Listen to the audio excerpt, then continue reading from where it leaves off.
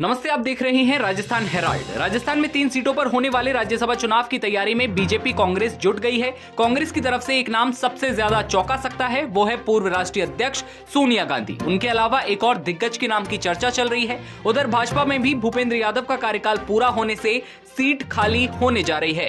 किरोड़ी लाल मीणा के विधानसभा चुनाव जीतने के बाद एक सीट पहले से खाली हो चुकी है। बीजेपी में चौंकाने वाला नाम राजेंद्र राठौड़ का हो सकता है।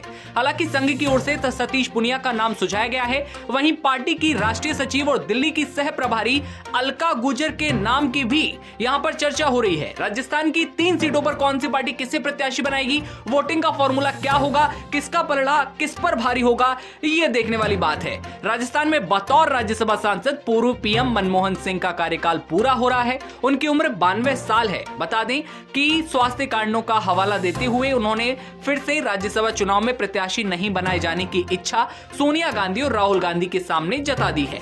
इन स्थितियों में यदि मनमोहन सिंह राजी नहीं हुए तो कांग्रेस को यहां खाली हो रही राज्यसभा सीट पर दिग्गज नेताओं में से एक को चुनना होगा।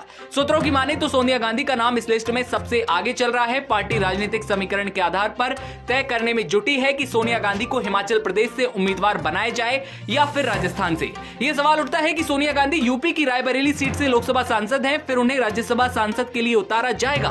पार्टी सूत्रों के मुताबिक इस बार लोकसभा चुनाव में इस सीट से प्रियंका गांधी को उतारने की तैयारी चल रही है। पार्टी की सोनिया गांधी के स्वास्थ्य कारणों को देखते हुए उन्हें लोकसभा चुनाव में उतारने की बजाय राज्यसभा चुनाव के जरिए सांसद बनाए रखने की इच्छा है।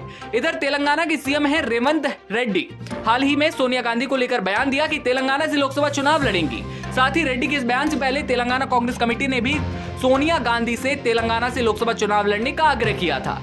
राष्ट्रीय कांग्रेस के आला नेता सोनिया गांधी को लेकर इन सभी पहलुओं पर विचार कर रहे हैं। सूत्रों के मुताबिक राष्ट्रीय कांग्रेस के आला नेता सोनिया गांधी से बात कर रहे हैं और सूत्रों की बात यह भी है कि उत्तर भारत में कांग्रेस को प्रभावशाली बनाए रखने के लिए सोनिया गांधी और प्रियंका गांधी को लेकर उत्तरी राज्यों में ही राजनीतिक संभावनाएं तलाशने के ज्यादा प्रयास किए जा रहे हैं। राहुल गांधी पिछले लोकसभा चुनाव में केरला की वायनाड लोकसभा सीट पर चुनाव लड़कर दक्षिणी राज्यों को साथ चुके हैं और इस बार भी लगभग तय है कि फिर इस सीट से लोकसभा चुनाव में प्रत्याशी होंगे।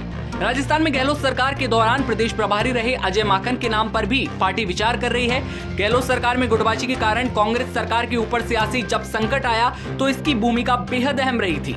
माकन साल 2022 में राज्यसभा चुनाव में हरियाणा से कांग्रेस प्रत्याशी रहे थे, लेकिन वे चुनाव हार जाते हैं। माकन के पूर्व मुख्यमंत्री अशोक गहलोत से अच्छे संबंध रहे हैं। हालांकि नवंबर 2022 की विधायक दल की बैठक नहीं होने देने की घटना के बाद जरूर इनके संबंधों में कुछ खटास की खबरें सामने आई थी।